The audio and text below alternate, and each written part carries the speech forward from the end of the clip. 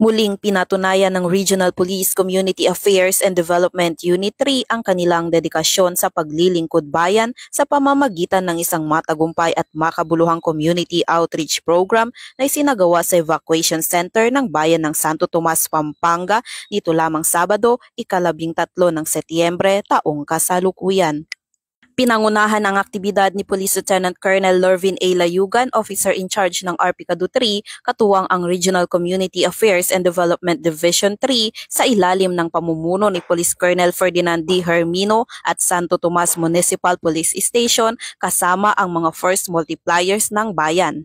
Sa kabuuan, 300 food packs na naglalaman ng mga pangunahing pangangailangan katulad ng pagkain ang naipamahagi sa mga residente, kabilang ang mga pamilya na naapektuhan ng kamakailang kalamidad at nangangailangan ng dagdag na suporta. Ang aktibidad ay sinabayan ni Police Lieutenant Colonel Layugan ng pagbibigay ng impormasyon hinggil sa mga pangunahing programa ng PNP, kabilang ang kampanya kontra krimen.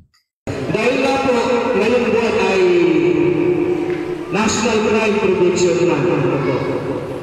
Isa lang po palilingan namin at panalangin namin. Naway kahit anong pagsubok meron po tayo ngayon, kahit anong pasanin, problema na ating dinaramdam ngayon, huwag po sana natin gawin hakbang ang paggawa ng krimen upang tayo po ay makakamasa ng ginhawa sa buhay. Dahil alam na ninyo, ang ginhawa na nakukuha natin sa paggawa ng krimen ay pagsamantala lamang. Pero yung kapalit nito ay mahaba o paghabang buhay nating pagsisisihan.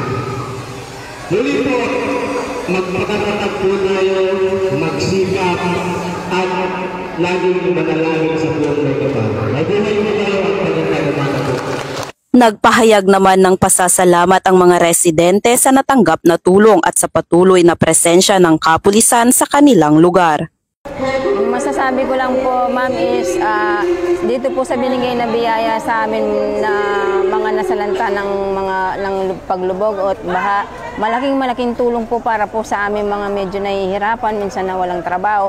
Sobrang thankful po kami sa mga PNP sa binibigay po sa amin na mga tulong kagaya po ng ganito. At sa mga activity po na sinasalihan namin, nagpapasalamat din po kami at kinikilala din po kami minsan. Thank you po. Maraming salamat po. Nangako ang mga kapulisan na ipagpapatuloy ang mga proyektong maghahatid ng serbisyong panlipunan at magpapatibay ng ugnayan ng PNP at mamamayan tungo sa ligtas, maunlad at mapayapang pamayanan sa gitnang Luzon. Bilang malinaw na patunay na ang kapulisan ay hindi lamang nakatuon sa pagpapanatili ng kapayapaan at kaayusan, kundi maging sa pagtulong sa pagbangon ng mamamayan mula sa iba't ibang hamon ng buhay.